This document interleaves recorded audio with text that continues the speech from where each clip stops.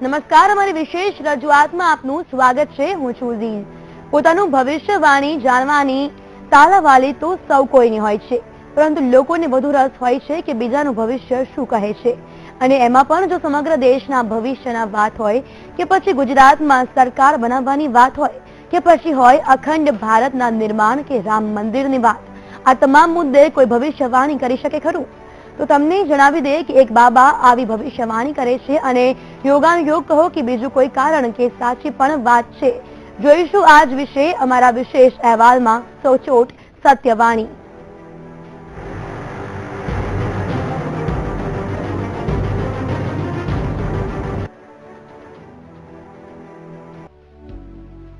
એક સંત પુરુષે કરી ભવિષ્યવાણી, અયોધ્યામાં બનશે રામ મંદિર।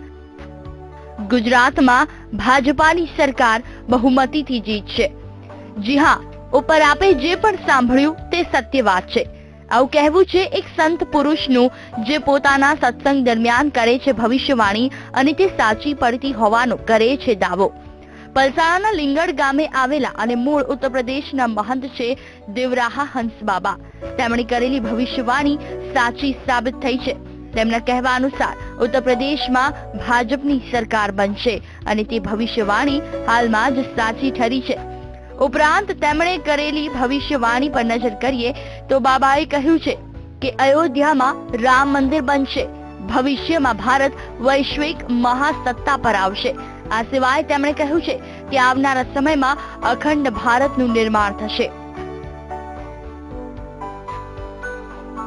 સુરતમાં પલસાણ તાલુકાના લીંગડ ગામે હંસબાબા છેલ્લા 15 દિવસથી સત્સંગ કરી રહ્યા છે।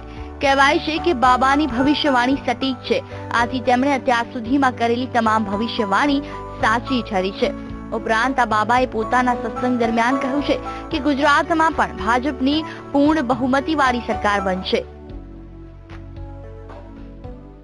પલસાણના લીંગડ ગામે છેલ્લા 15 દિવસથી દેવરાહા હંસ બાબા પધાર્યા છે અને તેઓના સાનિધ્યમાં સત્સંગ ચાલી રહ્યું છે। અમારી પાછળ જોઈ રહ્યા છો જે ભક્તો છે એમના દર્શનનો લાવો લેવા આવી રહ્યા છે। ખાસ કરીને જે જણાવું તો આપણે જે બાબા દ્વારા જે ભવિષ્ય કથન કરવામાં આવ્યું છે, તમામ ભવિષ્ય સાચા ઠર્યા છે। એ પછી અમેરિકાના વર્લ્ડ ટ્રેડ સેન્ટરની વાતો હોય કે ભારતીય સંસદ ભવન પર થયેલા હુમલાની વાત હોય, ખાસ કરીને એમણે હાલમાં જે ભવિષ્ય કથન કરવામાં આવ્યું હતું કે જે ઉત્તર પ્રદેશની જે ચૂંટણી છે તેમાં પણ ભારતીય જનતા પાર્ટી સત્તા બનાવશે ને તે પણ ભવિષ્ય કથન સાચું પડ્યું છે। અને ખાસ કરીને જ્યારે રામ મંદિરની ચર્ચા ચાલી રહી છે ત્યારે તેમણે રામ મંદિર પણ કહ્યું છે। અત્યાર સુધીમાં દેવરાહ બાબાએ નોટબંધી, સંસદ પર હુમલો જેવી અનેક આગાહીઓ કરી છે, જે તમામ બાબતો સાચી પડી છે।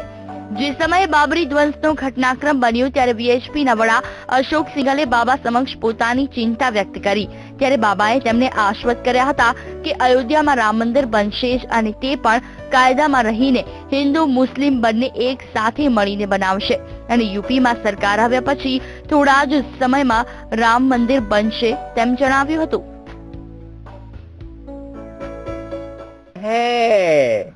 ठौर पर पूजा अर्चना हो रही है, केवल विस्तार नहीं है, अब वो घड़ी आने वाली है। हिंदू भी मिल जाएगा, मुस्लिम भी मिल जाएगा, और दोनों मिलकर एक दूसरे से कहेगा चलो तुम्हारे भी राम है, चलो मेरे भी राम है, राम जन्म का मंदिर तुमको भी बनाना, मेरे को बनाना। भारत आध्यात्मिक शक्तियों का जो है क्षेत्र है, और इसमें आध्यात्मिक शक्तियों के पूंजीभूत स्वरूप जो है साक्षात महाराज जी हैं, हंस महाराज जी, और उनकी कृपा जो है हमेशा भारत और भारतीयता के विकास के प्रति है, और वो जो है साकार होगी ऐसी उनकी जो है वो आशीर्वाद है, और उनका आशीर्वाद आज तक सदैव फलीभूत होता रहा है।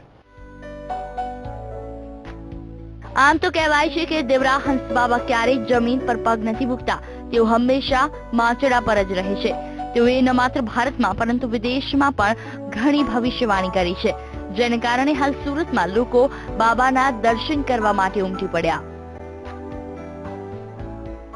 ये तो समय और समय की बात जो है आगे की, अभी तो हम बताएंगे भी नहीं, और बताएंगे तो तुम समझ भी नहीं पाओ। हाँ, ये चाहते हैं कि भारत में शांति का साम्राज्य हो और आतंकवाद का समापन हो। આમ તો બાબા દ્વારા કરાયેલી ભવિષ્યવાણી સાચી પડી છે. રામ મંદિર માટે ભવિષ્ય કરતા કહ્યું હતું કે હિન્દુ મુસ્લિમ ઝઘડાથી નહીં પરંતુ બંનેના સહકારથી રામ મંદિરનું નિર્માણ થશે. ત્યારે હવે આવનાર સમયમાં પ્રકારની ભવિષ્યવાણી કેટલી સાચી પડે છે તે જોવું રહ્યું. સુરતથી કિરણસિંહ ગોહિલ સાથે બ્યુરો રિપોર્ટ, વીટીવી ન્યૂઝ. તો આજ મામલે આજે આપણી સાથે ચર્ચામાં જોડાઈ ગયા છે મુકુંદભાઈ પંડ્યા, જે જ્યોતિષાચાર્ય છે, સાથે જ યકીનભાઈ જાની પણ જે જ્યોતિષાચાર્ય છે આપણી સાથે જોડાઈ ગયા છે. આપ બંનેનું ખૂબ ખૂબ સ્વાગત છે. મુકુંદભાઈ, સૌથી પહેલા આપને પૂછવા માંગીશ કે જે રીતે આ બાબાએ આગાહી કરી છે, આને આપ કેવી રીતે જુઓ છો?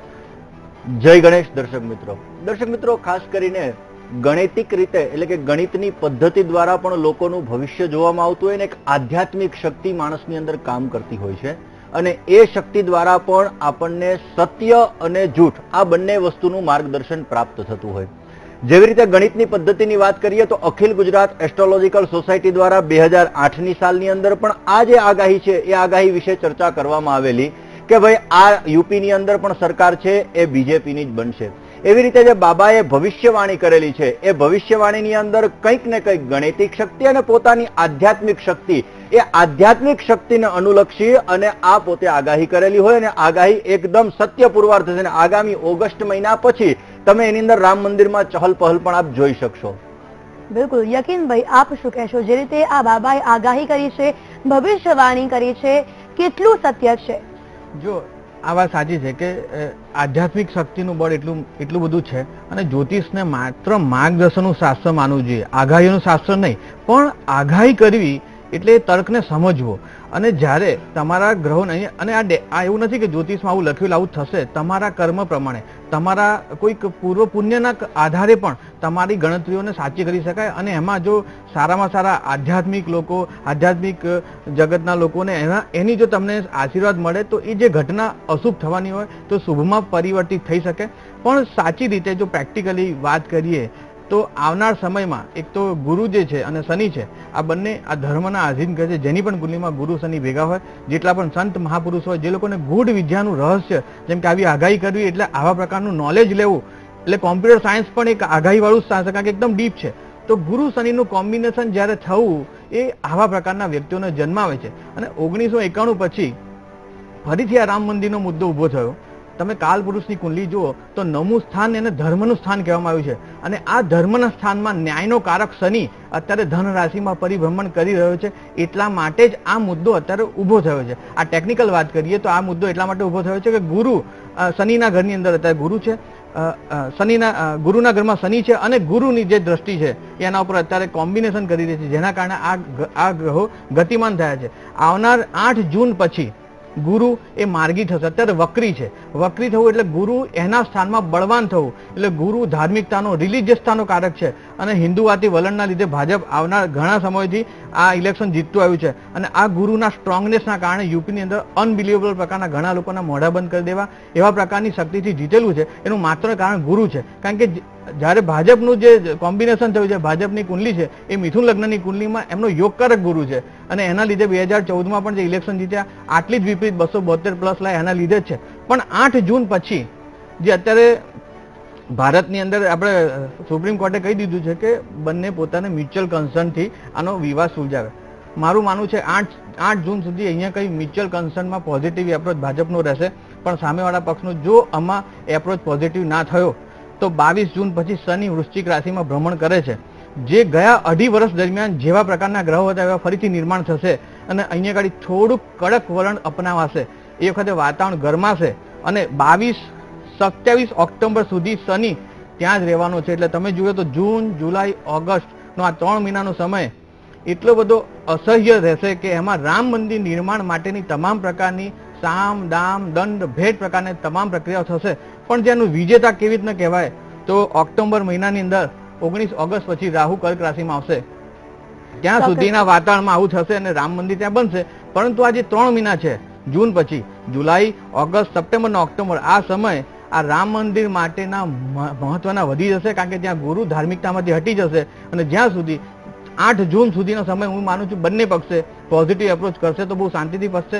નહીતર આ ઘટનાને વિશેષ આગળ વધશે અને જે પણ 1991 સમય દરમિયાન આપણે ઘણા બધા જેવા નુકસાન થાય એવા ગ્રહો જો એવા ફરીથી નિર્માણ થયું છે, પણ અંત કહીએ તો પોઝિટિવ થશે. તો વારંવાર હું માનું છું ઝઘડો કરીને પણ અંત જો રામ મંદિર બનવા તરફ જ હોય તો ઝઘડો કર્યા વગર પતી જાય તો બહુ સારું. ગ્રહો આગાહી કરી રહ્યા છે અને આ આગાહી જો સાચી થશે તો આવનાર સમય જૂન પછીનો સમય વધારે કટોકટીવાળો રહેશે. એટલે મારું એવું માનવું છે કે જે સંતે આગાહી કરી છે એ તો સાચી પડશે, પણ કેટલી ઇઝી અથવા કેટલી હાર્ડ એ આવનાર ગ્રહો નક્કી કરશે. ચોક્કસ યકીનભાઈ, આપણે ટેકનિકલી વાત કરી, ગ્રહોની વાત કરી, પરંતુ ન માત્ર રામ મંદિરની આગાહી કરાઈ છે, ન માત્ર ભવિષ્યવાણી કરાઈ છે, પરંતુ અનેક વસ્તુની ભવિષ્યવાણી કરાઈ છે. તો આજના યુગમાં આને સત્યતા રીતે માનવી કેટલું યોગ્ય કહી શકાય? જો તમે શ્વાસ લેવો એટલે તમે એને અત્યારે સાયન્સ બધા એમ કહે છે કે તમે એના એક્ઝામ્પલ આપો, 1+1=2. તમે શ્વાસ લો છો તો હવાનું તમે કોઈ પણ રીતે બતાવી શકો? એ તો અનુભવ જ કરી શકાય કે હવા છે. તો આપણું ધર્મશાસ્ત્ર છે, આપણું હિન્દુ રાષ્ટ્ર છે અને ઘણા વર્ષોથી આપણે હિન્દુ સમાજને અને ધર્મ ને એ બધાને માનતા આવ્યા છે. આપણા યુગોમાં પણ એ જ સંસ્કૃતિ છે. રામાયણ અને મહાભારત જેવા મહાન ગ્રંથોની અંદર વાતે ને વાતે ડગલે પગલે જ્યોતિષ, ધર્મ, કર્મ બધું બતાવેલું છે.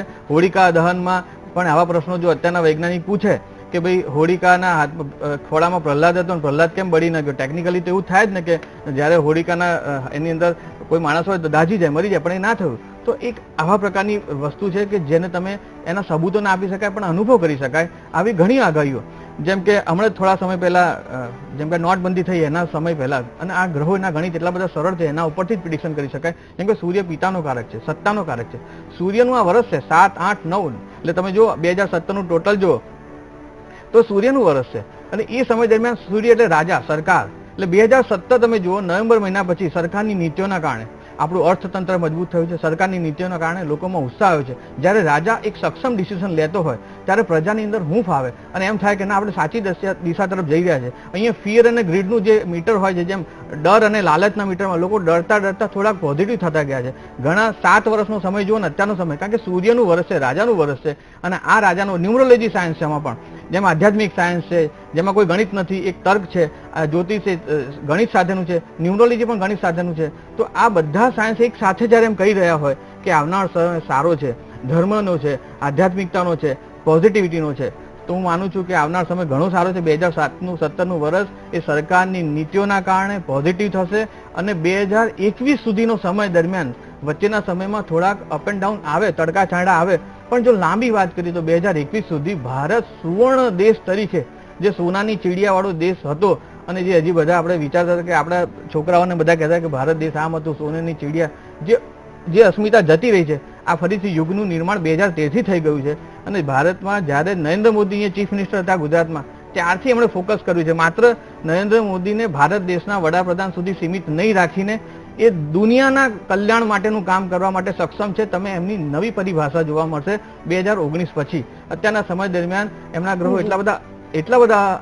એટલા બધા પાવરફુલ છે કે એક પિક્ચરનો ડાયલોગ કહેવાનું મન થાય, કિસી કો અગર સિદ્ધત સે ચાહો તો પૂરી કાયનાત ઉસકો મિલાને કી કોશિશ में लग जाती है. જ્યારે વ્યક્તિ કંઈક કરીને કરવા માટે, કંઈ પટરીથી અલગ કરીને કંઈક નવું કરીને આપણા સમાજને આપવા માટે લાગેલો હોય તો આધ્યાત્મિક જો આપણું પોતાનું મન સમજો કે ધર્મ સમજો, દરેક લોકો એની પાછળ લાગેલ છે અને એના કામો પૂરા કરશે. ને એમાં પણ જો આવા લોકોના આશીર્વાદ રહેશે તો આગળ સમય જશે. પણ ગ્રહોની વાત કરીએ તો બહુ સ્ટ્રોંગ નરેન્દ્ર મોદીના ગ્રહો પણ છે.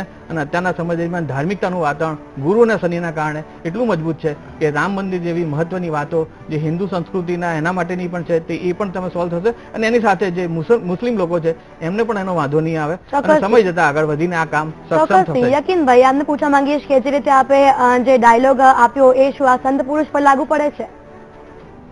કયો ડાયલોગ? જે આપે મૂવીનો ડાયલોગ આપ્યો એ શું આ? ના, હું એવું કહેવા માંગુ છું કે નરેન્દ્ર મોદી જ્યારે ભારતના અહીંયા ગુજરાતના ચીફ મિનિસ્ટર હતા ત્યારે એમનું લક્ષ્ય હતું એ માત્ર ગુજરાતનું નહોતું, એ ગુજરાતને એ અમેરિકા સાથે સરખાવતા હતા. જ્યારે ગુજરાત ઇન્ડિયાના બીજા રાજ્યો સાથે નતા સરખાવતા. એમનો ગોલ બહુ ઊંચો હતો. અને જ્યારે અત્યારે ભારતના વડાપ્રધાન બની રહ્યા છે તો ભારત પૂરતા સીમિત નહીં, એ વર્લ્ડના એક ટોપ 1 નેતા કેવી રીતે બને એની તૈયારી માટે છે. ત્યારે આ મુદ્દા એમના માટે ગૌણ થઈ જાય છે. તેમ છતાં પણ આવા હજી બીજા 3 થી 4 મુદ્દા છે. હિન્દુવાદી વલણ પ્રમાણે હું એવું પણ કહેવા માંગુ છું, એક બીજી આગાહી એ પણ કરી શકાય. જો આ સંતને પૂછવામાં આવે તો ગૌ હત્યા પર પ્રતિબંધ અને 370ની કલમ કાશ્મીરની, આ મુદ્દો પણ આવનાર સમયમાં હજી બાકી છે. અને એની આગાહીઓ પણ કોઈએ કરી હશે તો આવો તમે પાછો પ્રોગ્રામ કરશો કે આવી આગાહી કરી તો એનું શું. પણ આ મુદ્દા પણ છે અને આપણી આગાહી જ્યોતિષ કરી રહ્યું છે કે આ થશે. બિલકુલ, તો જે રીતે બાબાએ ભવિષ્યવાણી કરી છે, આ રસપ્રદ મુદ્દાને આગળ પણ આપણે ચલાવીશું અને આગળ પણ આ મુદ્દે ચર્ચા કરીશું, પણ હાલ રોકાઈશું એક બ્રેક માટે. Welcome back. આપણે જે રીતે ચર્ચા કરી રહ્યા છે, એક સંત પુરુષ જે રીતે ભવિષ્યવાણી કરી છે, ન માત્ર રામ મંદિર પરંતુ અનેક વાત ભવિષ્યવાણી કરી છે અને ક્યાંક ને ક્યાંક એ સાચી પણ કરી છે. આપણે આ અંગે આજે સ્ટુડિયોમાં ચર્ચા કરી રહ્યા છે. મુકુંદભાઈ, આપને પૂછવા માંગીએ છીએ કે આપ શું યકીનભાઈની વાતથી સહમત છો? બિલકુલ, યકીનભાઈની વાત એકદમ બિલકુલ સત્ય છે. નરેન્દ્ર મોદીની કુંડલી પણ આપણે જોઈએ તો એ કુંડલીની અંદર પણ શનિ ગ્રહ એ પોતે આજે કર્મસ્થાનની અંદર વિરાજમાન છે. હવે જે જગ્યાએ રામ મંદિર બનવાનું છે ત્યાંના આજે સીએમ એટલે કે મુખ્યમંત્રી તરીકે યોગી આદિત્યનાથ છે. એમના પણ ગ્રહો જોવા જઈએ તો એમની કુંડલીની અંદર પણ કર્મસ્થાનની અંદર શનિ છે અને ઉપર ગુરુની સંપૂર્ણ દ્રષ્ટિ પડી રહી છે. એટલે બંને જગ્યાએ આધ્યાત્મિક યોગ સુંદર મજાનો એટલે કે અંદરની જે એક આધ્યાત્મિક શક્તિ હોય છે એ આધ્યાત્મિક શક્તિ બિલકુલ બંનેને સપોર્ટ કરી રહી છે અને એ શક્તિ સપોર્ટ કરતી હોવાના લીધે આ વસ્તુ બિલકુલ આગામી સમયની અંદર જેવી રીતે યકીનભાઈએ વાત કરી અને સંત મહાપુરુષે વાત કરી, ઓગસ્ટ મહિના પછી અવશ્ય રામ મંદિરની અંદર શામ દામ દંડ ભેદની નીતિ અવશ્ય અપનાવાશે અને અવશ્ય રામ મંદિર બંનેના મિલાનથી અવશ્ય બની શકે છે. ચોક્કસથી. જો રામ મંદિરની વાત કરી યકીનભાઈ, તો જે રીતે રામ મંદિરનો મામલો છે ઘણા વર્ષોથી વિવાદમાં પડેલો છે. કોર્ટે પણ આમાં સહમતિ દર્શાવવાની વાત કરી હતી. કોર્ટે પણ અનેક પ્રયત્નો કર્યા હતા, પરંતુ તેમ છતાં પણ જો આ પ્રકારની ભવિષ્યવાણી કરાઈ રહી છે તો ક્યાંક ને ક્યાંક જો એક બાજુ વિશ્વાસ કરી પણ લઈએ અને જો બીજી બાજુ ન કરીએ તો આને અંધશ્રદ્ધા પણ કહી શકાય છે. હા, એટલે દરેકના પ્રોસ્પેક્ટ અલગ હોય છે. તમે મંદિરમાં જાઓ અને સમજો એક ગણપતિની મૂર્તિ છે અને એક દુકાનમાંથી જ કોઈ પણ જગ્યાએ બની હશે, 10-15 મૂર્તિ બની, એક મૂર્તિ ત્યાંથી ઉઠાવીને મંદિરમાં મૂકી દીધી, ત્યાં બધાની આસ્થા વધી ગઈ અને એમાંની જ એક મૂર્તિ એ સ્ટોરમાં છે અને દુકાનદાર રોજ સાફ કરે છે. આસ્થાની વિષય છે. તમે માનો તો ધર્મ, નહીં તો કંઈ નહીં. તમે માનો તો પથ્થર, નહીં તો દેવતા.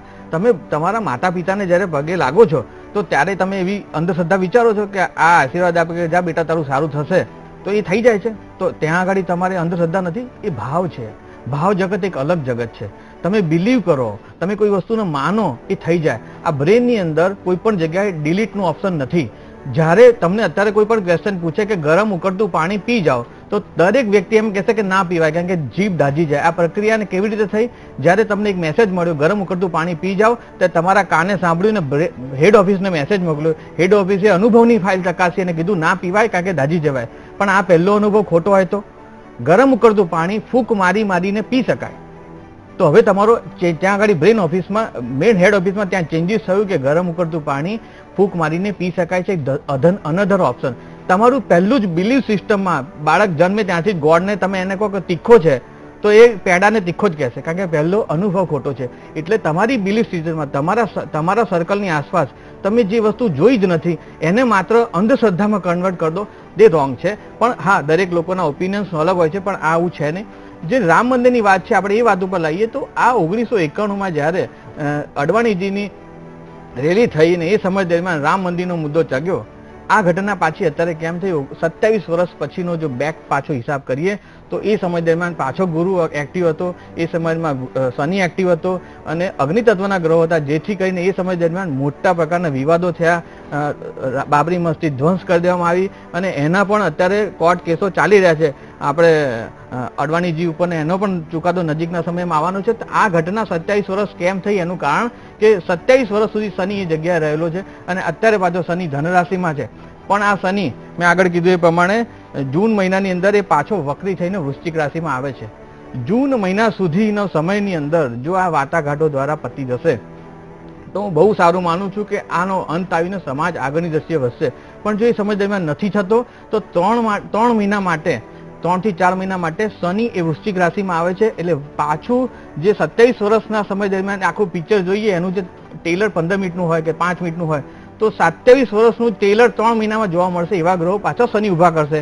એટલે શનિ એક વખત શીખ આપીને પાછું કન્વર્ટ કરશે. જો જૂન મહિના સુધીમાં નહીં થાય તો 27 જૂન મહિના પછીના 3 મહિનાની અંદર એવા કારણો ઊભા થશે જેથી કરીને પછી જબરદસ્તી કરવું પડે. 1 થી 2 વાર કોઈકને સાચી દિશા માર્ગદર્શન આપવામાં આવે પણ એ ના માને તો પછી જે કામ કરવાનું છે એના માટેના જે પણ કડક નિયમો કરવાના હશે એ શનિ કરશે, કારણ કે શનિ ન્યાયનો કારક છે. અહીંયા સમાજની પણ ગ્રહોને આધારિત વાત કરીએ તો શનિ, તમે ઘરની બહાર બાઇક લઈને જાઓ અને હેલ્મેટ ના પહેરો તો પોલીસવાળા તમને દંડ કરે અને જે તમને ગમે નહીં, કારણ કે એક્ઝેક્ટલી દંડ કોઈને ગમતો હોતો નથી. પરંતુ એ સમયને તમે જો પોઝિટિવ એપ્રોચ લઈ અને બીજે દિવસ જો હેલ્મેટ પહેરીને જાઓ અને તમારું રસ્તામાં એક્સિડન્ટ થાય તો તમને એ 100 રૂપિયા ફાવે, કારણ કે બધા એમ કે સારું કર્યું હોય હેલ્મેટ પહેર્યું નહીં તો તમે તમારા જાનથી જાય, તો આગલા દિવસનું પનિશમેન્ટ તમારા માટે શુભ થઈ જાય. પણ જો બીજે દિવસે એ જ વસ્તુને વારંવાર રિપીટ કરો તો કદાચ હાથ પગ તૂટવાના વારા પણ આવે. શનિ માણસને તૈયાર કરે છે, અનુભવ આપીને મજબૂત કરે છે, એટલે ન્યાયનો કારક છે અને ન્યાય હંમેશા કોઈને ગમતો હોતો નથી. એટલે અત્યારનો સમય એવો છે કે સમજણનો સમય છે. ગુરુ અને શનિ બંને ધાર્મિકતાના ગ્રહો છે, એટલા મુદ્દો ઊભો થયો છે અને એના દિશા તરફ જો એકદમ સમજણ દ્વારા આપસી સહમતિ સાથે કોર્ટના નિયમોનું આદર કરીને સુપ્રીમ કોર્ટ જે અત્યારની ન્યાયાલય કોર્ટ છે અને શનિ એ પણ જજનો કારક છે. બંને પેરેલલ આધ્યાત્મિકતા અને પ્રેક્ટિકલી એવું બતાવે છે કે સમજણ દ્વારા પતાવી દેવામાં બહુ સારું છે. પ્રણામ કરીને, નમન કરીને, વંદન કરીને, આજીજી કરીને, ભગવાનની આજીજી કરીને આ મુદ્દાને જો પ્રેમથી સ્વીકારવામાં આવે અને જેટલા પણ લોકો આ ધર્મને માને છે, જ્યોતિષને માને છે, એ લોકો પણ વારંવાર મોટા મુદ્દાઓને સોલ્યુશન માટે જ્યોતિષની પાસે આગળ સમજણ લેવા જતા હોય છે કે કયા સમયમાં કરીએ તો આ સમય બહુ અગત્યનો છે બંને સંપ્રદાય માટે, નહીતર પછી એના પરિણામ ભોગવવા પડશે. શનિ એનું કામ કરશે. તો મારું માનવું છે કે જૂન મહિના સુધી એનો ઉકેલ જો સરસ રીતે આવી જાય તો સમાજ માટે, દેશ માટે, દુનિયા માટે બહુ સારું રહેશે. જી બિલકુલ. તો દર્શક મિત્રો, આ ચર્ચાને આપણે આગળ પણ વાત કરીશું, પણ હાલ રોકાઈશું વધુ એક બ્રેક માટે.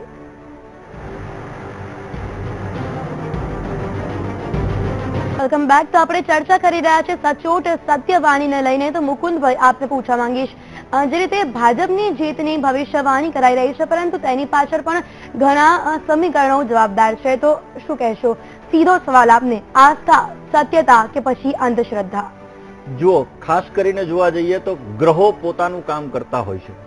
વૈજ્ઞાનિક દ્રષ્ટિએ જોવા જઈએ તો માણસના જન્મ માટે આજે રોબોટ આપણે બનાવી લીધો છે, પરંતુ માણસની આત્મા કઈ જગ્યાએ જાય છે આજ સુધી વૈજ્ઞાનિકો પોતે સંશોધન કરી નથી શક્યા. તમે વિમાનની વાત કરો તો પુષ્પક વિમાન રામ વખતે પણ હતું અને પુષ્પક વિમાન દ્વારા રામ ભગવાન પણ અયોધ્યાની અંદર ગયા હતા. એવી જ રીતે આ એક આસ્થાનો વિષય છે અને આસ્થાના વિષયની અંદર મનુષ્યને સચોટ માર્ગદર્શન પણ પ્રાપ્ત થતું હોય છે અને આ બધી આગાહીઓ સત્ય પણ થતી હોય છે. તમે જે અત્યારની આગાહીની વાત કરવામાં આવે છે તો એની અંદર ગુરુ અને શનિ આ બંને અવશ્ય પોતાનો ભાગ ભજવી રહ્યો છે અને એના લીધે જ આગામી સમય, હજી પણ આપને હું સત્યતા તરફ કહું છું કે ઓગસ્ટ મહિના પછી અવશ્ય શામ દામ દંડ ભેદની નીતિ અપનાવી અને રામ મંદિર તરફ પ્રયાણ થશે અને રામ મંદિર અવશ્ય આ બનશે. આસ્થાનો વિષય છે. આસ્થા હંમેશા સત્ય સાબિત થાય છે અને દરેક વ્યક્તિ એટલા માટે જ મંદિરની અંદર પ્રણામ કરે છે. ચોક્કસથી. યકીનભાઈ, આપ પણ એક જ્યોતિષાચાર્ય છો, તો આગળનું ભવિષ્ય આપ કેવી રીતે જુઓ છો?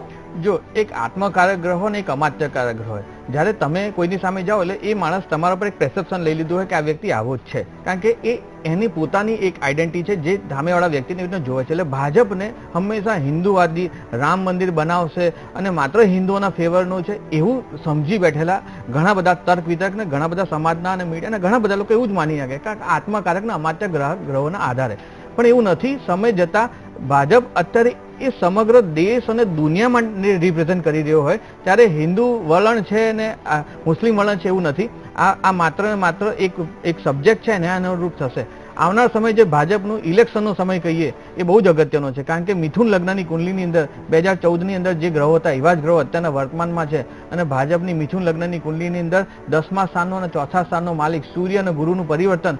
પાછું આ સૂર્ય સિદ્ધાંતનો કારક, રાજાનો કારક, ગુરુ એ ડિસિપ્લિનતાનો કારક, ધાર્મિકતાનો કારક, હિન્દુવાદના વલણના લીધે આવનાર સમય દરમિયાન સપ્ટેમ્બર મહિનાની આસપાસમાં, સપ્ટેમ્બર, ઓક્ટોબર, નવેમ્બરની આસપાસમાં જો ભાજપમાં ગુજરાતનું ઇલેક્શન આવશે તો એટલી સરસાઈ સાથે આગાહી તો સંતવાણીના, હું તો એને આશીર્વચન માનું છું. તમે કોઈ મોટા કામ કરવા જાઓ અને તમારા ઘરમાં વડીલોને પગે લાગીને જાઓ, એ કામ પૂરું થશે એનો વિશ્વાસ તમને અંદર મળે.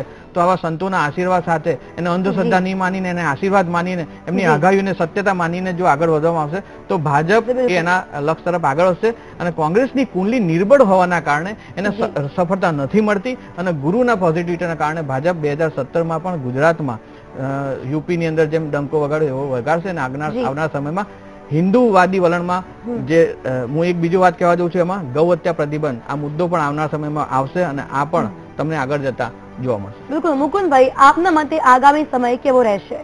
આગામી સમયની દ્રષ્ટિએ જોવા જઈએ તો ગુજરાતની જન્મ કુંડલી, કારણ કે ગુજરાતની જે કુંડલી છે કુંડલીની અંદર પણ બીજેપીના ગ્રહો અત્યંત પાવરફુલ છે. નરેન્દ્ર મોદીની કુંડલી પણ અત્યંત પાવરફુલ ગણવામાં આવે છે, કારણ કે આ કુંડલીની અંદર અત્યારે ચંદ્રની મહાદશા 2011ની સાલથી ચાલે છે, જે 2021 સુધી ચંદ્રની મહાદશા છે. અને 2021 સુધી ચંદ્રની મહાદશા હોવાના લીધે એનો સારામાં સારો પીરિયડ રહેશે અને આગામી સમયની અંદર બીજેપીની સરકાર દરેક જગ્યાએ સારી પ્રસ્થાપિત થશે અને દરેક જગ્યાએ ગુજરાતની અંદર પણ પોતે પોતાનું સારું વર્ચસ્વ જમાવી શકશે, સારામાં સારો લાભ પ્રાપ્ત કરી શકશે. બિલકુલ, આપ બંને સ્ટુડિયોમાં ઉપસ્થિત રહ્યા અને ચર્ચા કરી તે બદલ આપનો ખૂબ ખૂબ આભાર. ધન્યવાદ. તો જે રીતે દર્શક મિત્રો સંત પુરુષ ભવિષ્યવાણી કરી છે, ક્યાંક ને ક્યાંક આગાહી સાચી પણ ઠરી છે અને આ મુદ્દાને આસ્થાના મુદ્દા સાથે સરખાવવામાં આવી રહ્યો છે. આજની વિશેષ રજૂઆતમાં અત્યારે બસ આટલું જ. રજા આપશો. નમસ્કાર.